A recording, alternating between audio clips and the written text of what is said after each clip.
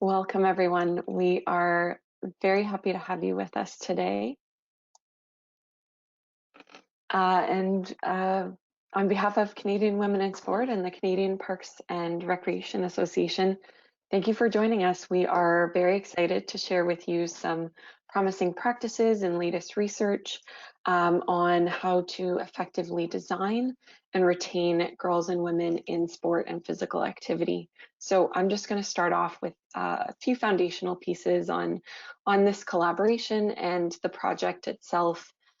So in 2018, the Government of Canada announced a target to achieve gender equity at all levels of the sports system by 2035. So this project for Canadian Parks and Recreation Association, the goal is to keep girls and women participating. And within that, there are specific target populations: girls 9 to 15 years of age, new mothers, women 55 years of age and over, and girls and women with intersecting identities. We will speak a little bit more as we get into the presentation on what that means and how that impacts design. But again, just an overview to start. So more about what you can expect to see from CPRA in the coming months. So there's a series of initiatives aimed at supporting girls and women in rec sport. So what you will see: toolkits for designing spaces, places, and programming for girls and women, specifically for girls and women.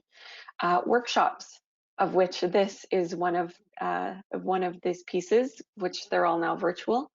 Webinars, you'll also see about 2 per year. Also scaling up of the High Five training program initiative and community grants. So we will talk more about available funding towards the end of the presentation, so please stay tuned for that. But another mention that this presentation and this project is all brought to you with support from Sport Canada. So a little bit more of the foundational piece from which this was built, talking about the framework for recreation. So this project on engaging girls and women in rec sport addresses goals 1, 2, 4, and 5. So it's pretty all-encompassing. So goal number 1, fostering active living through recreational sport.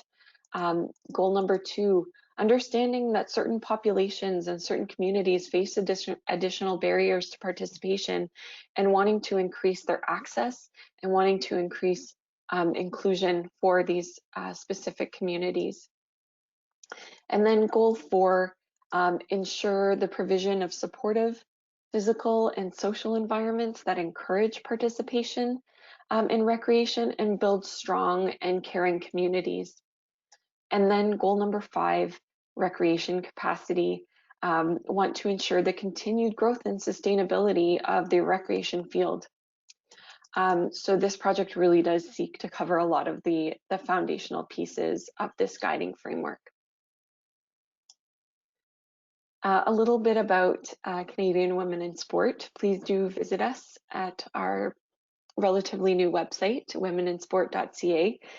This organization has been around for about 40 years, previously known as CAUSE, but we did undergo a brand and name change earlier this year, but the mission is still the same. We aspire to achieve equity for women in society through the power of sport, and are dedicated to creating an equitable and inclusive Canadian sport system that empowers girls and women as active participants and leaders within and through sport. And we do that through partnerships like this one with CPRA. We focus on the systematic change, and we see partnerships as the key to advancing the solutions that are really going to provide that measurable change. We offer consultations and support. We offer learning opportunities, resources, a grant program as well, and many other things. So check us out. Lots of fun things on our website. So without further ado, I will pass it over to our wonderful facilitator, Kia, to take it away. Awesome. Thanks so much, Terry, and thank you all for joining us. As we get started, I'd just like to acknowledge that we're gathering together and I'd like to acknowledge that we are gathering on the lands of Indigenous peoples, and while we gather on a virtual platform, I would like to take a moment to I said acknowledge so many times, my apologies, acknowledge the importance of the lands which we all call home. I join you from Treaty 4 territory, the original lands of the Cree, Ojibwe, Saulteaux, Dakota, Nakota, Lakota, and the homeland of the Métis Nation. We pay our respect to the First Nations and Métis ancestors of each place, and I'd like to reaffirm our relationship with one another as we go forward. So as we start looking at this project, a quick overview of our agenda today. So there's a lot of material to cover, as you can imagine, based on the introduction that Terry just provided. And we're going to start by setting the context, covering some key terms and trends that will act as the foundation for the knowledge that of gender equity, both in physical activity and our broader context for life. And then before we jump into the X's and O's of effectively and inclusively designing these programs for women and girls, we're going to cover off some of the factors that influence whether or not girls and young women choose to stay or leave sport or continue to participate in physical activity and recreation opportunities. And then looking at what is within our control as program, physical activity and recreation leaders and administrators. And then the last section we'll jump into will be understanding how to implement some of these practices and what we can do to set the girls and young women up for success. So as mentioned, there's the chat function or a question box, which questions we welcome. We'll try to take questions at the end of each section just to make sure that they're applicable. And I want to thank my background team for helping me out with that one. So we would like to get some of your thoughts and feedback before we jump in. So if you can, the poll will be launched, and please choose which of the 4 following options applies most to you. So I was inspired to be physically active growing up by 1, a family member, 2, a professional athlete, 3, an educator, or 4, I wasn't involved in physical activity growing up.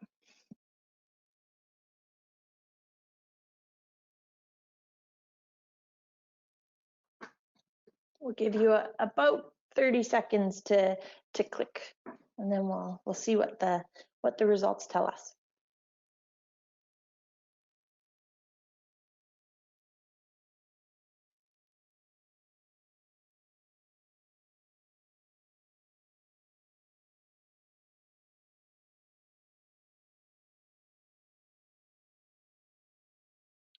All right, 5, 4, perfect. And the final results are from my tech team. All right, so with 67% of people polling, they said that they were inspired by a family member, 21% said a professional athlete, 8% said that they weren't involved in physical activity growing up, and 4% said an educator had inspired them. Awesome, thanks so much. And it's always interesting because we'll refer to the Canadian Women in Sport Rally report later, but one of the things that stood out most to me when I reviewed it was the number of individuals who were surveyed. Over half of them reported that the family members are the most influential people on their continuation of sport as well. So this is a trend that continues on. We'd like a little bit more feedback from you. So the next thing we're going to look at is what brings you here and what keeps you in the physical activity space. So what motivates you as an individual to improve physical activity for everyone? So 1, the people you're serving, 2, the team and the people you work with, 3, the positive impact sport and physical activity has had in your life, or another reason, number 4.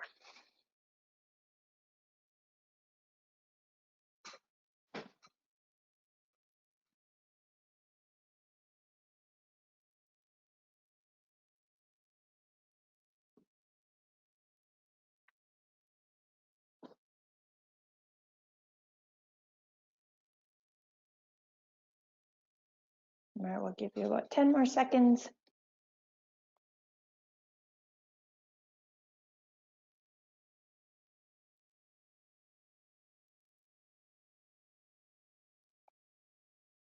Awesome, thank you for your participation.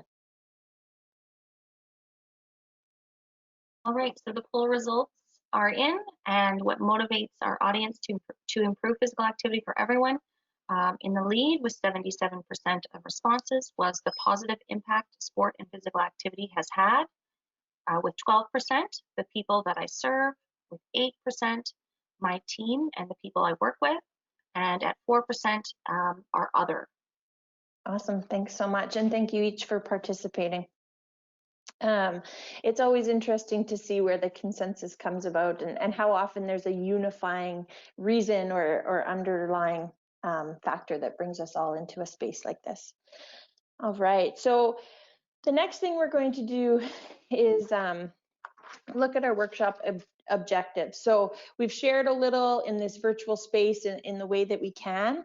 The Retaining Girls in Sport, Recreation and Physical Activity workshop is a 90-minute workshop, and it looks at combining the foundational concepts that we are aware of with practical application to empower sport leaders and physical activity and recreation leaders to design programs that will enhance girls' engagement and extend their participation along their lifespan. So if we're successful, which I believe we will be, you will leave this experience with an understanding of the unique barriers that girls and young women are facing to quality programming. And then you'll have an arsenal of tools available to meet both the physical, developmental, and social needs of the girls and young women that you're engaging with. So let's set the stage. So coming up with some key terms. Some of them I think you'll probably have heard many, many times and be very familiar with. Others you might be a bit less familiar with. So we begin with equity versus equality. And they're fairly common terms that I think are used almost interchangeably, and it's a bit of a mistake on our part. So in essence, they do have similar factors, but it's important that we understand the nuances of the words. So using the graphic on the screen, we look to a bicycle metaphor. So equality focuses on creating the same starting point for everyone by offering each individual what is perceived to be the same opportunity. So giving out the same resources to get them involved per se. If we look to equity, it focuses on providing everyone with the full range of opportunities that may not be necessary or required for each individual person, but does provide each of them with the same opportunity to become involved and have a very similar advantage to their participation.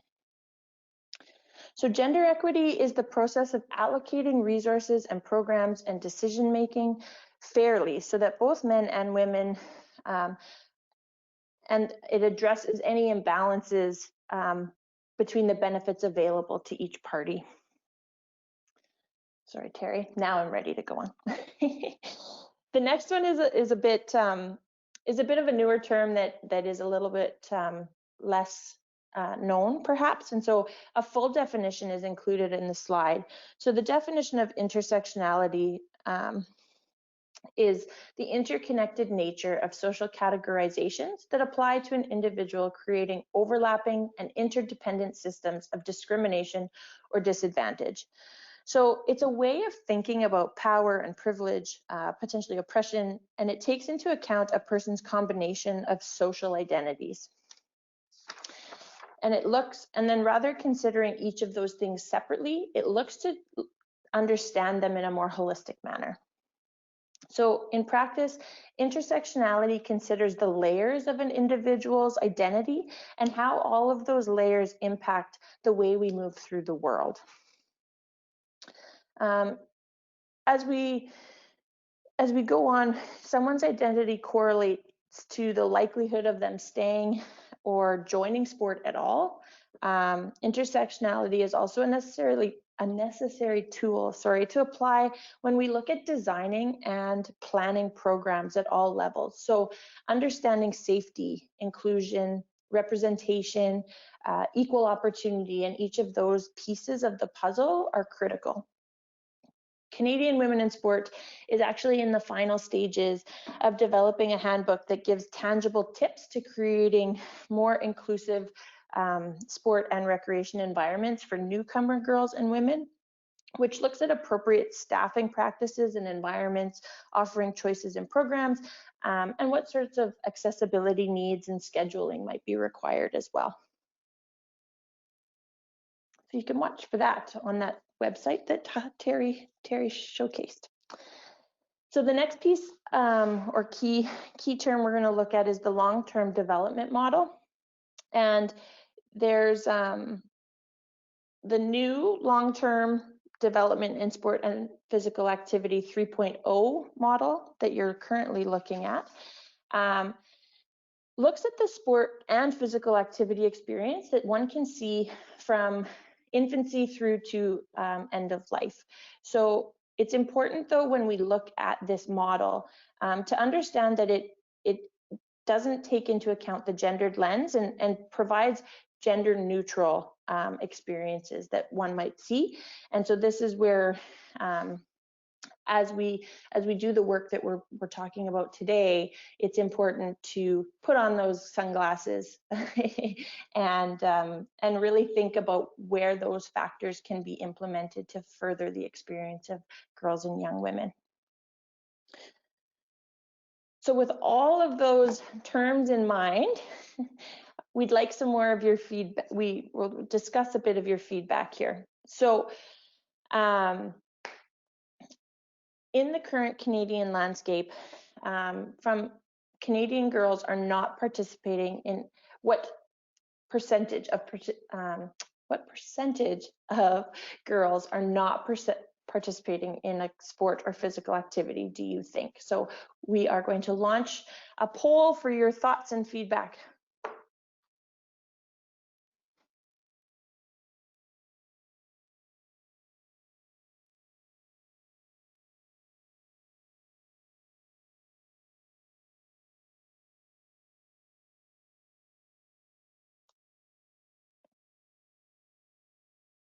Good, about 10 more seconds for you to answer.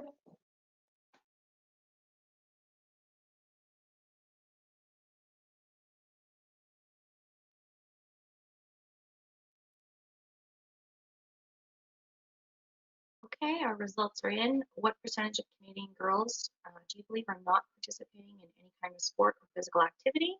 The results are 57% voted for 62% of the population. 22% of our audience voted for 51%. 17% of our audience voted 74%, and 4% voted for 37%. Well, you know, a large portion of you were correct. So it is 51%. Oh, 62%. Look at, I had my stat wrong. My apologies. Perfect. The pink arrow helps us today. So the I appreciate that so many of you knew the answer to that. So the data from the Rally report that I referenced earlier, Canadian Women in Sport created, and the data from the multiple choice is reflective in this table on the screen here. And the Rally report, for those that don't specifically know what it is or have an in-depth understanding, explores the current Canadian trends in sport and physical activity and recreation participation with a specific focus on the target group of girls ages 6 to 18. So overall, this Rally report showed that sport participation levels for Canadian girls is much lower than boys, which I don't think is a shocking revelation, unfortunately. But among girls who have participated in sport and physical activity opportunities, there is a dramatic dropout rate observed. So 1 in 3 girls are leaving sport by late adolescence. And this isn't compared to a dropout rate much later for boys age 16 to 18 is actually only 1 in 10. So we're, 33% versus a 10% dropout rate. So sport participation rates for Canadian girls decline steadily from childhood through adolescence, with as many as we've noted as 62% of girls not playing at all or participating at all. And the one thing that we think is really important to make note of is the additional intersecting factors. So that dropout rate increases dramatically if the young girl or woman has a disability or their family earns less than $50,000 annually. So those dropout rates expand exponentially there as well. So the table on the screen allows us to consider more about program execution when we're looking to extend a girl's time in the sport and physical activity sector. So not all of these factors are within our sphere of control, but there certainly are some as program leaders and sport administrators that we can identify as barriers that we actually have the ability to influence. And we might actually have the opportunity to eliminate them depending on the types of consultation and implementation we choose. So one more poll. We'll go to the current Canadian landscape again and looking at what percentage of girls report that quality of programming was a barrier to their participation. So we'll launch that and get your thoughts.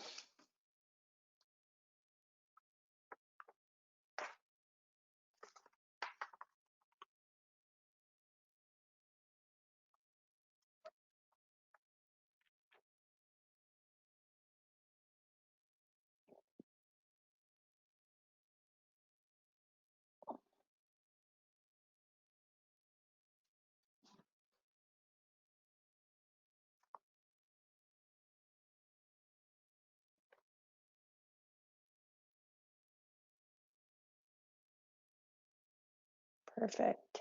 5 more seconds. Good.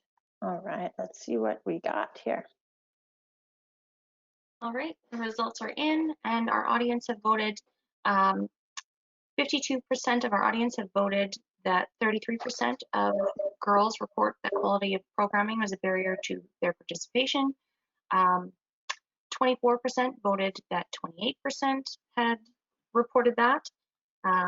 20% of our audience believe 43% of girls reported programming was a barrier, and 4% voted for 15%. Great, thanks so much. And that arrow will tell us almost half of girls and young women report that the quality of programming was a barrier to their participation. And so what does that really mean? I think,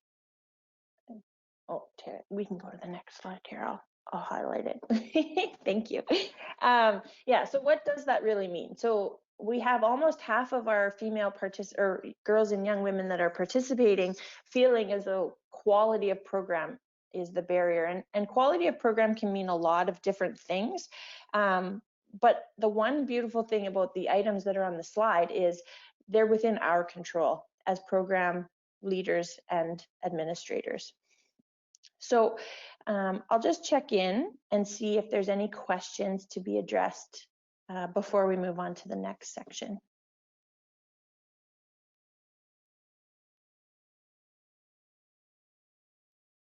Hi, Kia.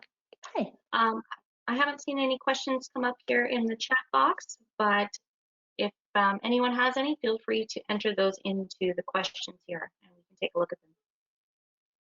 Perfect, thank you. So we'll move on to influential factors on participation in sport and physical activity and recreation. So let's continue looking at what impacts that participation. We know that there are a host of benefits, right? And each of you, well, many of you, when we took that poll, noted that's why you're involved in this sector is because you know that the benefits exist, right? And the one thing that we know, improving general physical health, it improves self-esteem and competence as well as confidence. It can lead to greater academic performance.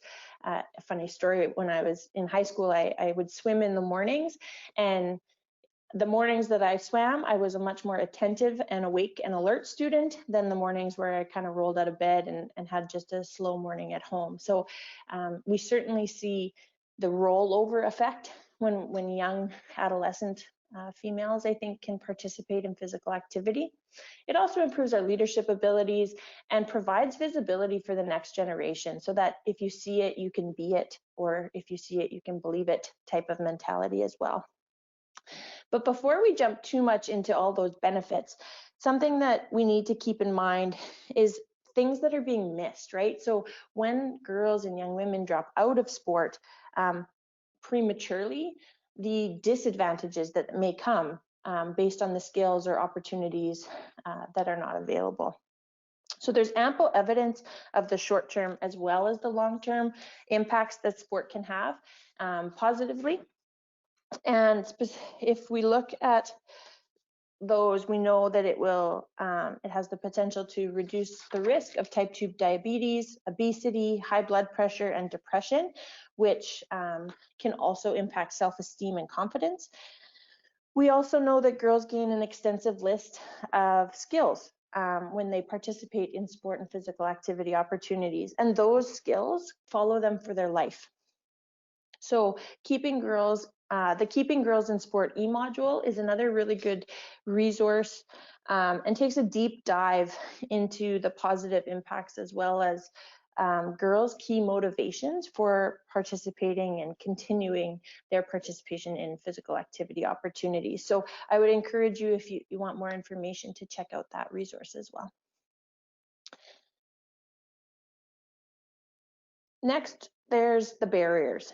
So there's certainly a plethora of opportunities and positives that can come, but what are those barriers? We know that girls and young women are experiencing barriers to participation at a number of junctures. And so the socio-ecological model that you see on your screen is a helpful way to think about the layers of influence that go into somebody's participation or lack thereof.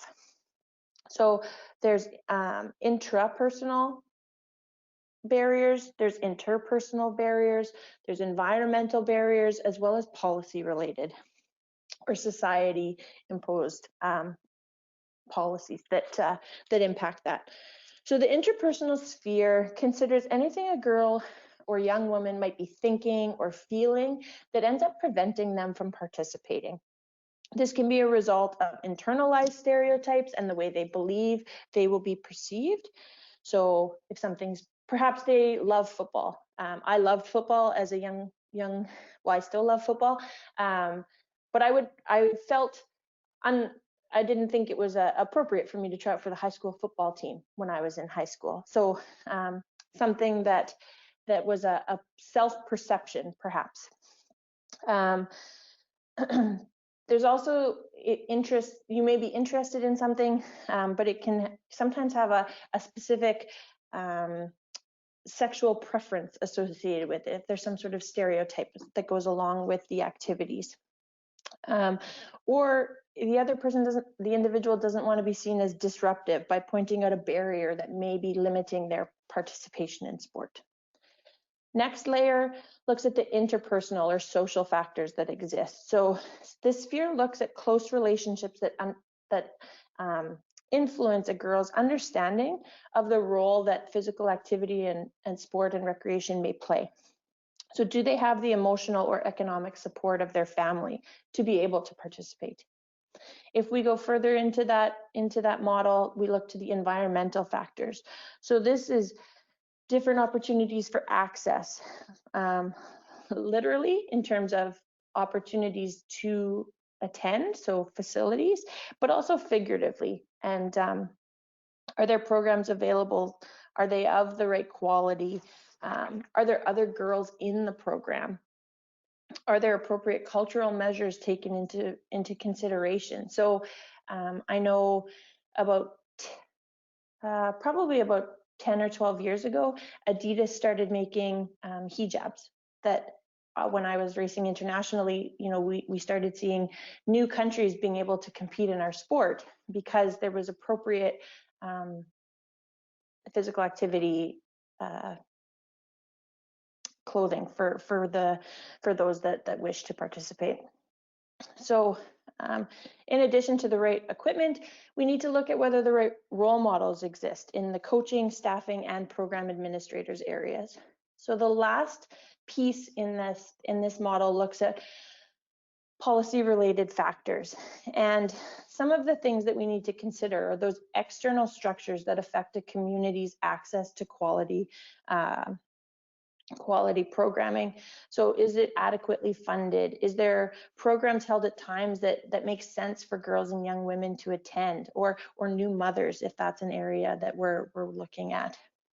Are there streams for girls to progress if they wish through that long-term development model into where are the on-ramps and the off-ramps from sport into physical activity and recreation, and how do we ensure that people feel like it's a smooth transition? So with all of these spheres interacting and in our minds, we can imagine that one girl, while one girl may have the support of their family, an interpersonal factor to be physically active, they may run into barriers at other levels, whether it be at school and it not offering specific programming, or whether it be something larger in terms of the policy or environmental factors. So as each of you are advocates for girls and young women's participation in sport and physical activity and recreation opportunities, we have to continually be asking ourselves, what barriers exist to these programs, right? What barriers can we mitigate? Where can we make changes so that people are easier able to come in and potentially exit, but then feel welcome to come back in again when it's appropriate for them? So remembering those intersectionality pieces and trying to learn more and understand how those intersectionalities interact with this model as well.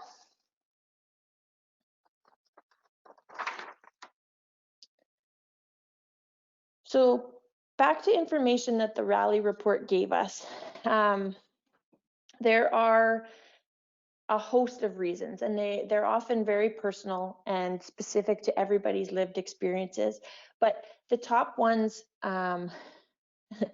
it's hard if you look at the huge list because it can become so overwhelming, and understanding where to even begin or which step is the most logical first step can be really difficult.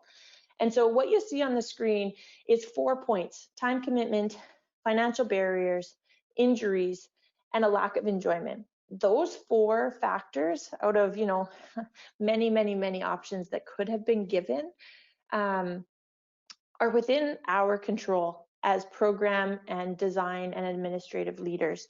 And so these are the ones that we kind of focus on here in this workshop. So in the Rally report,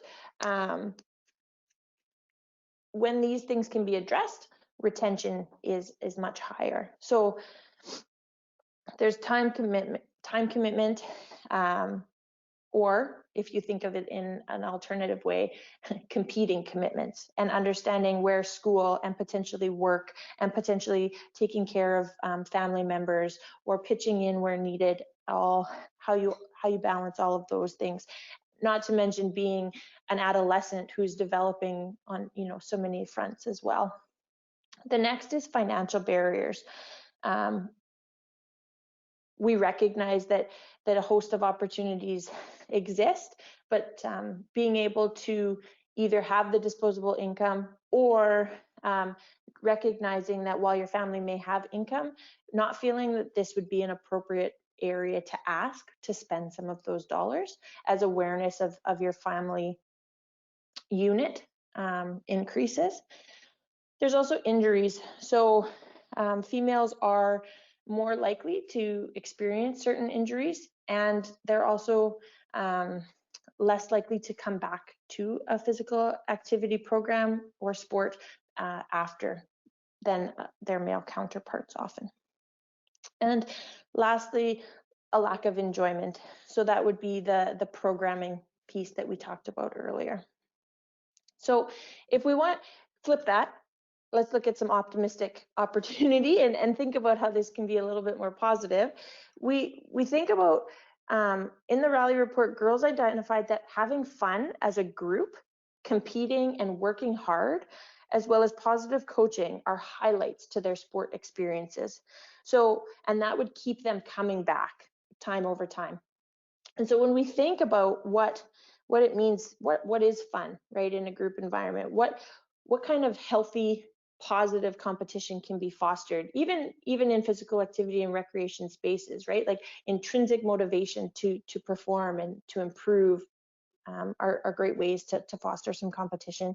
Looking at working hard and what you receive back as a benefit from that effort, as well as the way that we choose to encourage them. So I know we don't always think of ourselves as coaches, but I think as we think in the broader terms of, you know, life coaches and mentors and people that we can engage with as physical activity and recreation leaders, you really have an opportunity there to create that positivity. And then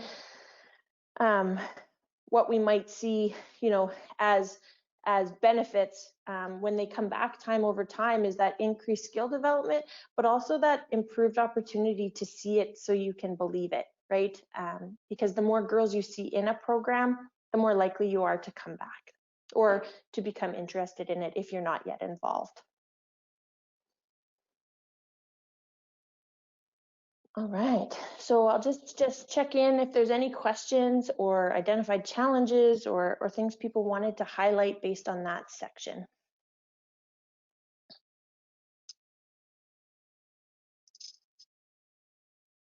Hi, Kia. I haven't seen any questions again for that section, so I think we are good to carry on. Okay, great, thank you very much. So in this next section, designing for girls and women, key program considerations. This is where the bulk of the work is, right? So I think probably a lot of what we've talked about before this, you know, or you've heard, or you've read, or you've seen firsthand, right? Those aren't new pieces in the puzzle. But as we forge forward and look to do better with the programming we're offering, this is where you sort of roll up your sleeves. This is where your brain kind of starts to hurt. And this is where the opportunities are truly available to us. So designing for girls, what are these key considerations and where do we really need to dig in? So we know why girls and young women are leaving sport. We've identified those barriers, and we also have identified what motivates them and what keeps them in sport. So staying, playing, and the benefits that they will receive if they do that. So let's look at some evidence-based solutions that we might be able to apply to support the ongoing participation and retention that we've seen. So on the slide, you'll see that it's been narrowed down to 4 key considerations to start with. So the first one is consulting. So consult your stakeholder and your organization that are specializing in this area. So Canadian Women in Sport is a great place to start, but it doesn't need to be limited in that factor. So it doesn't need to just be limited to the gender equity piece like we talked about, especially if we think about where we're situated, the communities we live in, the intersectionalities, right? Those different pieces that might be moving around at any given time and how they fit into the picture as well. So as we mentioned, right, those intersecting identities that would benefit from more information going into our program planning so that it's a more holistic program that we're delivering. So is there adaptive opportunities, right? Is there programming for women or youth who've experienced violence? Are there girls' leadership programs? And is this a need in your community? So it may be that it is, and it may be something that's addressed elsewhere as well, or not necessary at this time. So the next piece is building supportive environments. we can do this through positive interactions and coaching that prioritizes the social connection. So we know that girls and young women are highly social beings, and that the social atmosphere is a critical factor in staying or returning to an activity. And so how you might be able to foster that support, and what really goes into that. The next would be number 3, fostering fun. So with each interaction and activity, especially at the when we're thinking about physical activity and recreation opportunities, fun should be the foundational element that pyramid is being built off of. Working hard, competition, jumping onto a different ramp, all of those things should be built, or can be built, but they need to kind of have that fun as a springboard. So looking at that as well. And then the 4th one is preventing injury. So in a few slides, we'll talk about some of those common injuries that we see, and how we might be able to mitigate some of that risk, and what we might be able to look for when doing that. But that's a really critical piece in terms of equipping your program leaders with the knowledge and information they need in order to be able to identify and then prevent those things from happening as well. So consult.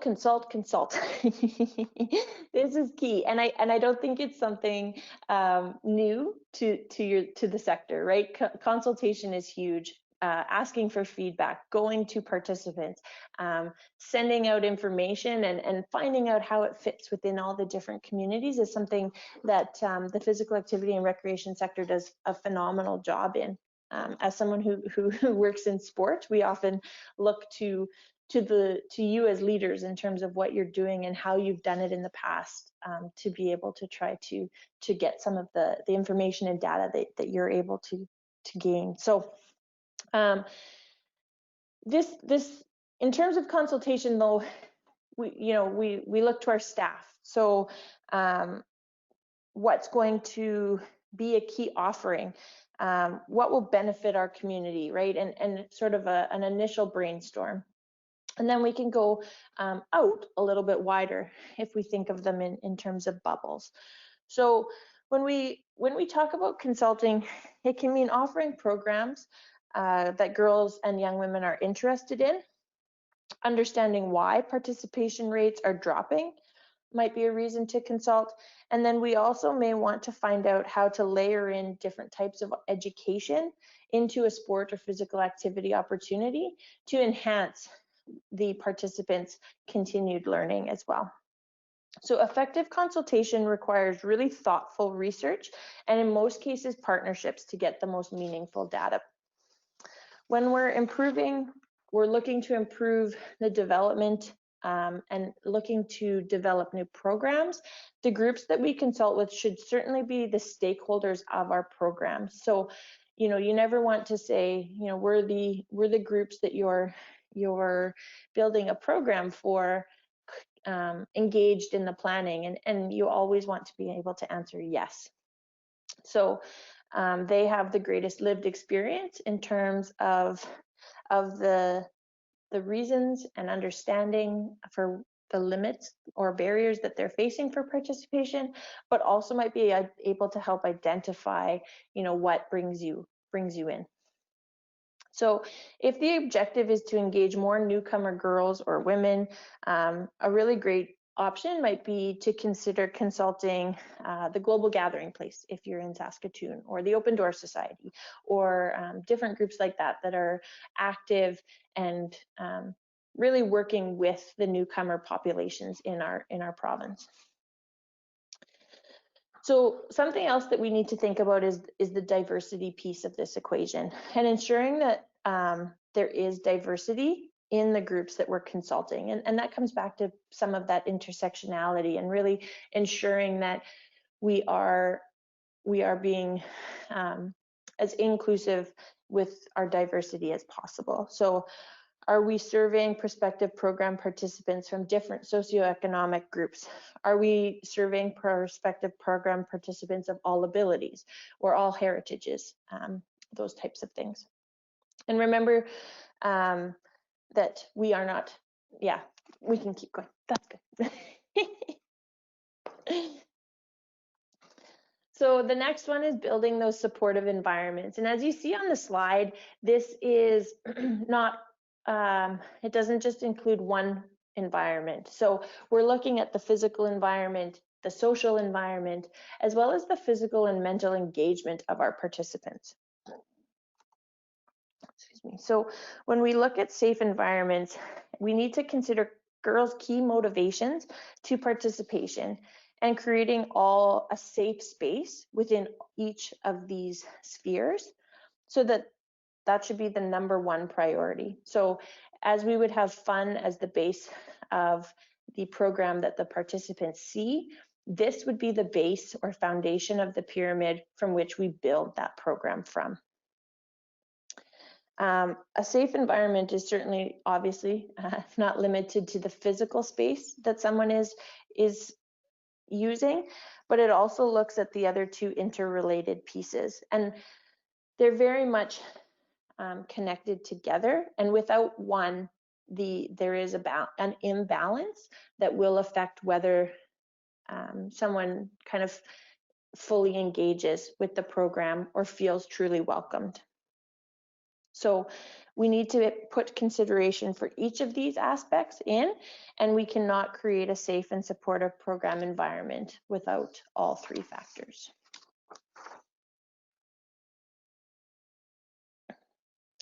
So let's look here at what motivates girls and young women to play and then to stay. So understanding our participants' motivation, as we've noted already, is key to fueling their desire to play, and then the key to retaining them in our program. So as you can see on the slide, there's key distinctions that have been made between girls and young women and boys and young men's participation and continued participation.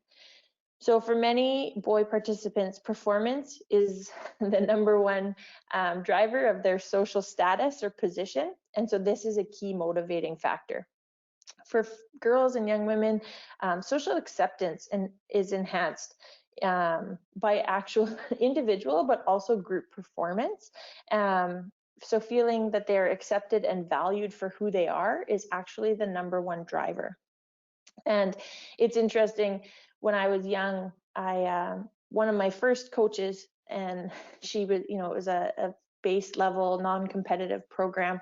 She created this environment that taught us that we could be best friends with our biggest competition, right? And so she created an environment where we felt safe to push each other and to interact with each other, but that we started to understand that if someone else got better at something, we actually all got better as a team.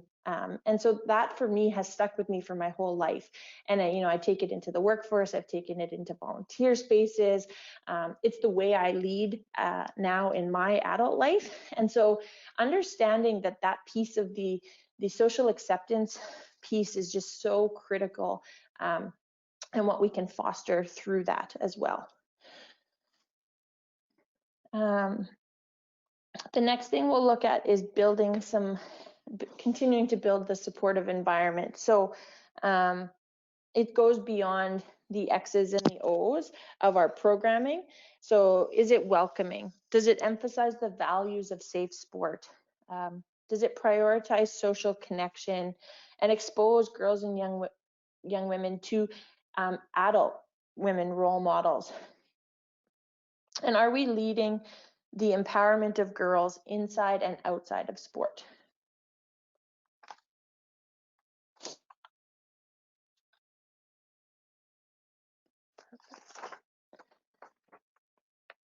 So how we can do that, right? How do we showcase our role models and leaders? Supportive environments cannot exist without the visible role models and champions of gender equity. And to reap the full benefit of those role models, they have to consciously practice those healthy habits and adopt the positive attitudes that participants can also learn from. So, you know, if we think back to that rally report and we think, okay, inside it says nearly 50% of respondents note that family is the #1 influencing factor on their continued or beginning participation. Well, what do we need to see from families in terms of role modeling and interaction and encouragement so that, you know, our girls and young women are also going to thrive in that same way? And if we look to role models outside of the home, what does that mean if we know that they already have a less likely chance, or the threshold for their influence is different? And so what factors do we need to consider in our program design when we're building that supportive environment, knowing, you know, that they're already sort of climbing a bit of a hill there? So the next one is how we can foster fun. So as we noted before, that fun is the driving factor for whether somebody wants to come back or not. And how is fun defined? Because it's individualized, but there seems to be some really common threads. So girls define fun when surveyed. They noted positive team dynamics, getting to be able to put in effort and try hard was something that was really important to them. And then that positive coaching or that positive leader, right, in their program, and how those were the most critical 3 indicators for a fun experience of the participants. So I'd like to encourage you to take a moment, think about how that looks in practice and what that might look like in terms of the program or physical activity opportunity that you are offering. We'll give you a couple minutes to just ruminate.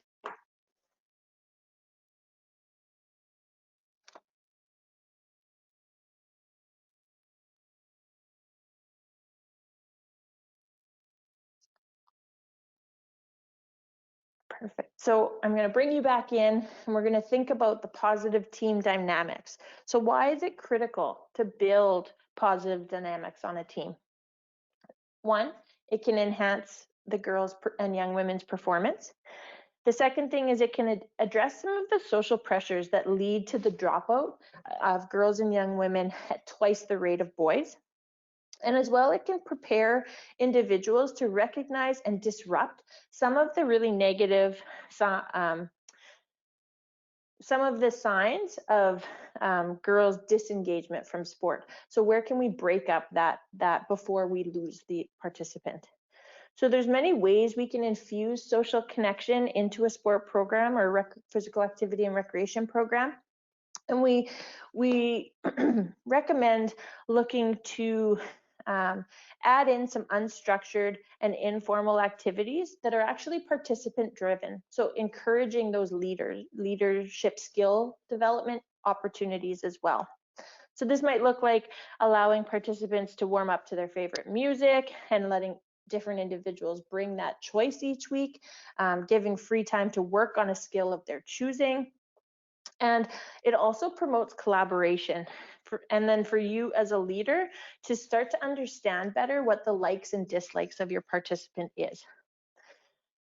So the other thing that Canadian Women in Sport really identifies as something fun to inject is providing opportunities for activities like shouting out which girl gives the opportunity to lift another up, right? And you know, do build up moments and help them understand, you know, that the people around them appreciate that each one of them is there, and helps to increase their desire to stay involved and invested in your environment. The next one is trying hard. So Like the majority of people, girls find satisfaction in giving their best effort. And if we refer back to those intrinsic motivators, it requires that we as program leaders create an environment where girls feel and young women feel comfortable to show their vulnerability, because trying hard also opens you up to the possibility of failure. And that can be very intimidating and quite scary. So it's a critical piece in the planning factor in facilitating that environmental piece first. So when we stop to think about trying hard, or what might limit, our next step, or why we might pull back, or why we might see participants pull back from an activity instead of leaning into it, we can think about things like, were they afraid to try new things? What did learning that new skill, how was that fostered, and what was the commentary that you've heard previously? And then how can we limit the fear or anxiety or negative self-talk that may come about when somebody may make a mistake, or may find the new, if we're in a Zumba class and there's a new stretch of moves, that can be intimidating if you don't have a dance background, or if you're not open to being off from the instructor or something like that. So we don't want to jeopardize that social standing and have somebody stand out, maybe in a negative light. So to combat that, what can we do? Girls, one, must have the fundamentals down so that they can build those more complex skills on top of that foundation. But we also encourage the use of goal setting. So goals are not just for sport, certainly, but they are really, really a critical skill that we can develop in individuals that will help them step beyond their comfort zone. So it increases an individual's tolerance to failure and increases their ability to be resilient when they do make a mistake.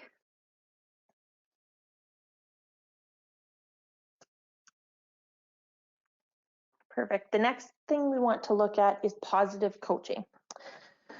So contrary to popular belief, positive coaching is not criticism or competition avoidance necessarily.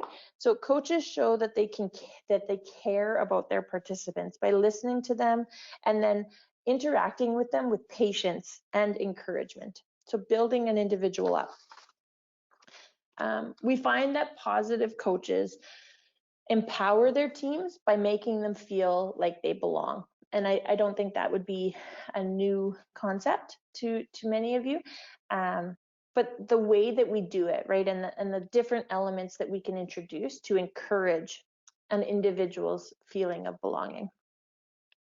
We need positive coaching also prioritizes that social connection with a group and really leads by example. So wearing the badge all the time.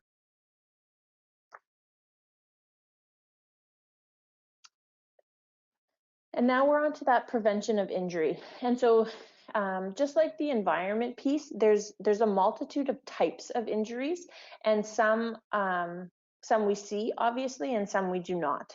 So when we look at injury prevention, we want to note that girls and young women are at a greater risk of experiencing certain injuries while being physically active based on the physiology of their body, but also the social structures that they participate in, and the way that can impact their social and emotional health as well.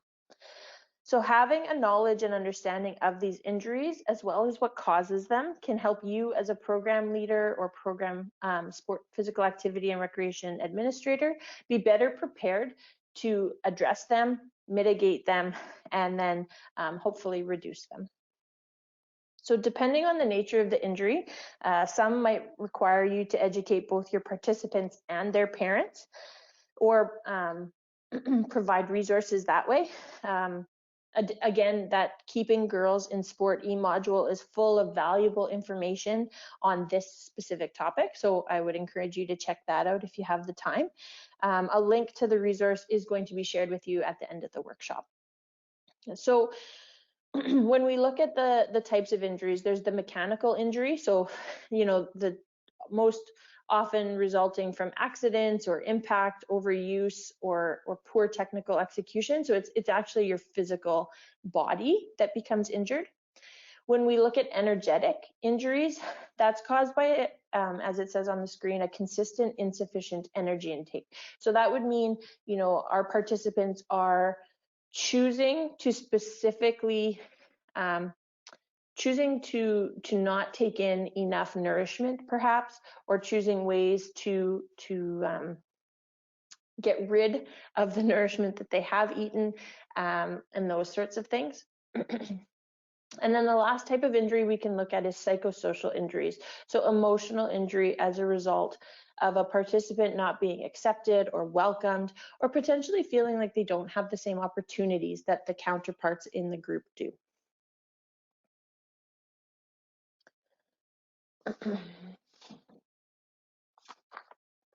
All right, so across these, there are lots of preventative measures that we can take.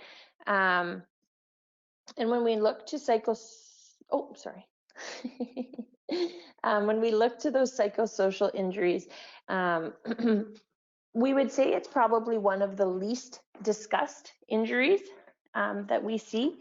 And the health of your group dynamic is directly correlated to the psychosocial injuries that your participants may or may not sustain. So ensuring your participants feel valued through the actions of their leaders is a critical piece.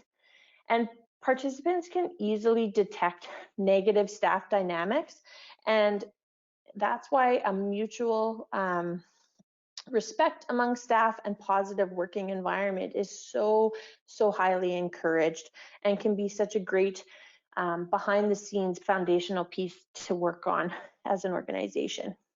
So looking to take preventative measures as a team in this area means that we need to know our athletes, their skills, their knowledge, and start to understand their motivation.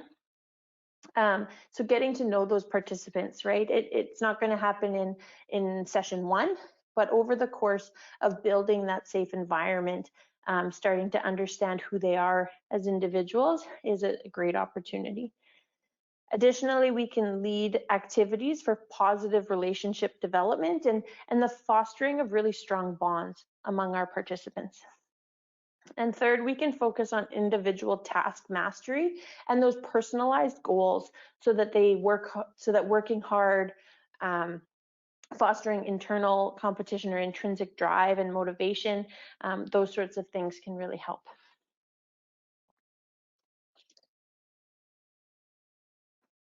So we want to ensure that we take preventative measures. So mechanical injuries, we want to know that we've taught the fundamental movement skills before allowing somebody to try something more advanced or complex. We understand that there's an education component with participants as well as parents and caregivers. So those energetic injuries, what to watch for, how we can identify signs and signals that this might be something that an athlete is working through, or a participant might be working through. And then you can also reinforce some of these things by discussing how to positively fuel and make good food choices for performance and for daily function, and kind of driving home some of the more positive reasons to fuel your body. And then highlighting what an individual might look out for in terms of social isolation, or how they can take proactive steps within a group dynamic to maintain that.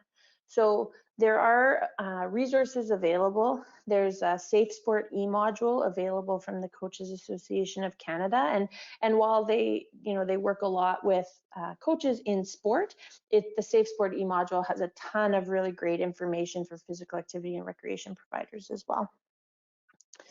I think we're there. All right. So we're gonna get you to think a little bit. So something kind of specific to Saskatchewan is that credit phys ed is a cost. You must pay extra to participate in phys ed class as a high school grade 11 or grade 12 student in most cases. So as a program leader, I want you to think about you're working closely with a high school phys ed teacher in your community, and you've noticed that there's a disparity in participation between young women and the young men in the class. When you asked one of the participants why fewer girls were attending, she explained that the cost of the course outweighed their desire to be physically active. So how can you plan for the next program cycle, knowing this and the identified factors? So as you think about this scenario, I'm going to encourage you not only to think about the reason that that individual provided in this scenario, but what intersectionality factors might be at play. Are there intrapersonal factors? Are there interpersonal factors that you might be able to help with? Is there an environmental or a social policy at play there? And what might your piece or place in that be?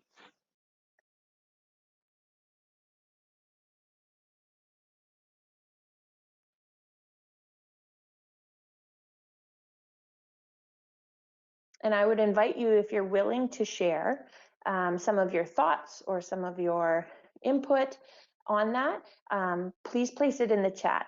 We'd love to be able to sort of, read out, what some of your thoughts are, and it is anonymous as well when the information comes back to us.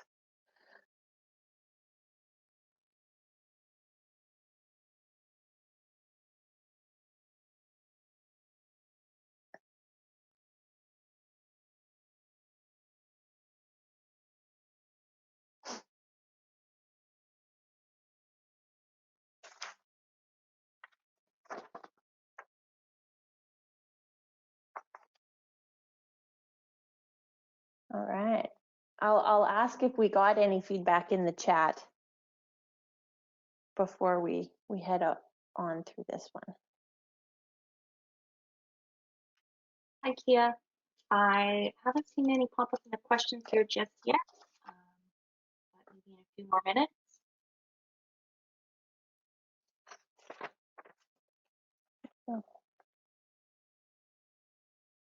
Oh, I stand corrected. Here's a couple now. Awesome. Okay, so one comment was maybe the traditional physical activity sport is the issue. Look at some other options potentially. Yeah, good suggestion.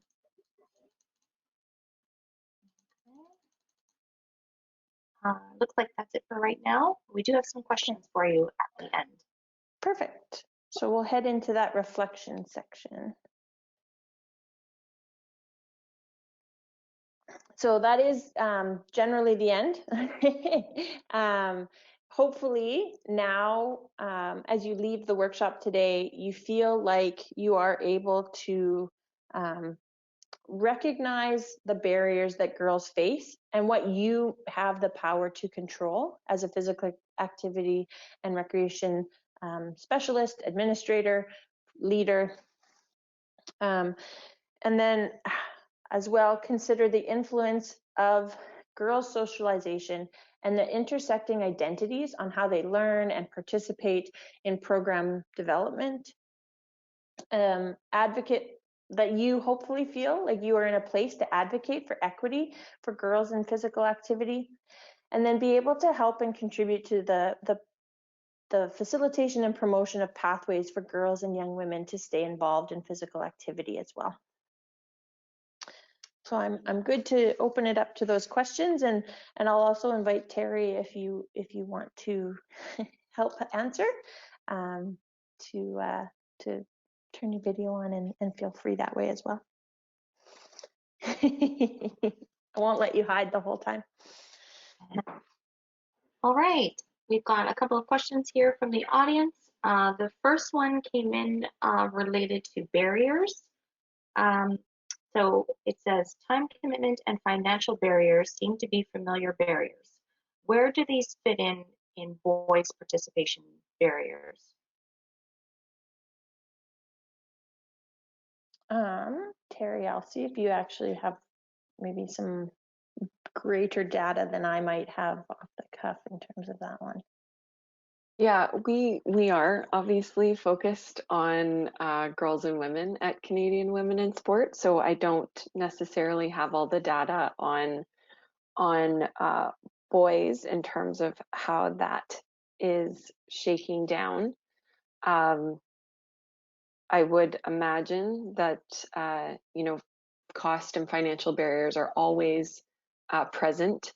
Again, because intersecting factors and different socioeconomic status, that is all present for all children. So, yes. Great, thank you. No, super helpful. Okay, our next question related to COVID-19 or current pandemic environment. With many more dropping out of recreational sport than before, what strategies, if any, could we use to bring participation numbers back up to where they were before, and potentially grow them? Right. So it's interesting because I think through the COVID-19 pandemic, obviously virtual opportunities have exploded, right? In terms of our workforce, in terms of different things like that. You know, my book club is meeting on Zoom, and we continue on. But when we think about those intersecting factors, so do you have access to reliable internet? Which we know participants in Saskatchewan, depending on where you are, do not. Is there a socioeconomic barrier that may exist to the type of virtual technology you have available in your home, right? So I think an easy answer would be to say, try to find virtual mechanisms for delivery. But if we think beyond that, are there opportunities for take-home packages in your community, right? Is there something you could create that would foster a family's ability to participate at home in a recreational activity, right? Trying new things. I know Sask in Motion and the Push to Play app. They have a ton of things that don't require a lot of equipment or specific resources in order to be able to do that. So finding ways to promote just the continuation of moving and the continued facilitating of having that fun, active activity in your home, so that when the opportunity arises for you to do those things outside of the home again or outside of your yard, it's still in people's mind, right? They're still, oh yeah, I've been moving this way, but I really want to get back to moving that way. And that sort of thing might be something I would look to. I've also, if I could jump in, I've also heard of organizations who are really spearheading some innovative programming, and that is what they're doing is creating challenges for communities, and they're using Facebook as a tool to create groups and share. So there's prizes at the end for the community if you get on, you complete the challenge, you post your photos to the Facebook group, and then this whole physical activity community is created because of these challenges you set out. And it's not about doing the 5 push-ups or the 10 push-ups. It's about creating that community and providing something fun and a little bit of an incentive with a little bit of a carrot on the end that, there may be something on the other side if you want to participate in this. So just kind of shifting the thinking, and also, others are really embracing the outdoors in this, and because it's a safer space to participate together. You can physically distance, summer, winter, those sorts of things. So yeah, just add that piece. Great, thank you. One more question, and then we did have a few comments from Kia's previous slide. Okay, so the next question here. So when we're planning programming that's friendly to women and girls, how do we also still encourage competition and skill development? And the commenter mentioned, sometimes I feel like competition is diluted for women and girls. Yeah, I think that's a really fair comment, and I think it's a difficult balance. So from my perspective, when I think about it, it comes back to those two kind of foundational elements that you set out at the very beginning and develop. So ensuring that competition and that fun is the base, right? So if you're going to have competition, it needs to be fun in order for them to be maintained. But when you build the next piece on the pyramid, if you think about that environment that you're building, where you foster, where hard work is what is not necessarily, is expected. And I think it's okay to expect somebody to, do the best that they can in the way that they show up on that day, right? And recognizing that will be different depending on the day and the month and what people have going on. But individualized challenges, right? So fostering competition within the individual to improve so that they can start to see the individuals improve, but then you also improve as a group. That can foster, some competition that way. Additionally, I think we maybe don't have to be afraid to challenge. We sometimes we worry about pushing too hard, and I think that might contribute to that watered down effect that we feel for competition in girls and young women's activities. So not being afraid to make a bold goal, right? That creates some competition, to set the standard high or the bar at a certain level, but understand that it might take 9 steps instead of 3 to reach that bar. Those might be some of the things I would consider. Yeah, I just to add on that, back to the goal setting piece and understanding your participants, what are their motivations, what are they seeking to get out of it, and building based on what about your participants. But it is common that we see, there's a shift from we want to take down the competition level a little bit because we're worried that it's creating the wrong environment. So it's kind of going backwards. So like Kia said, going back to setting a safe and inclusive environment, understanding your participants, and then building from that, because competition is healthy and it can be, and we shouldn't dilute it just because we know that girls want to stay connected. You can stay connected and you can compete against your friend, and that is still very healthy. Again, back to your example, Kia, about your coach growing up as well. And I think there are a lot of resources available. So I'm a huge advocate of SMART goals, so specific, measurable. The A can be achievable, or and real. People have a few different words that they choose, whether it's realistic or timely, relatable, those sorts of things. But helping your participants understand, how to create a goal that actually has meaning, and then that there's different types of goals. So if you want to foster that competition and the bar, there's 4 or 5 steps in order for your group to get there. Well, what are the 6 or 8 or 10 goals that need to come in order to create the staircase to reach that end? So maybe providing a bit of background education while you're fostering that environment development might go well together. Okay, sounds good. So we just to backtrack here a little bit on your previous slide, with your scenario, we've got a couple more suggestions that have come in. The first is to possibly approach any organizers about potential funding. Then is there an opportunity to have a free program available to anyone? And then finally, maybe the traditional physical activity sport is the issue. Look at other options. Those are all really great ideas. Thank you for sharing. I appreciate it.